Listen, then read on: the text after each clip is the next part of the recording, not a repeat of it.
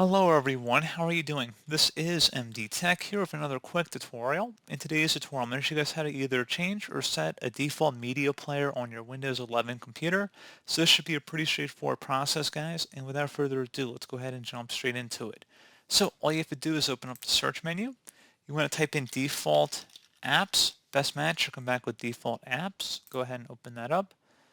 On the right side, you want to go underneath where it says search apps, type in Windows Media Player, and go ahead and select that from the list. Now for each one of these default file types, you want to go ahead and just click in it, and then you want to set Windows Media Player to be the default. Again, this is a pretty manual process here, and you want to go ahead and just go down the list. You'll do it for all of the items in here that you choose to do so. So you can see the file extension types like MP4s, M4V, for example. So you just would go down the list, quite a few to do here. I'm not going to show them all in this tutorial. There's about 25 or so you just would want to run down the list and set it for all of them.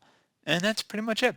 So as always, thank you for watching this brief tutorial. Do hope I was able to help you out, and I do look forward to catching you all in the next tutorial. Goodbye.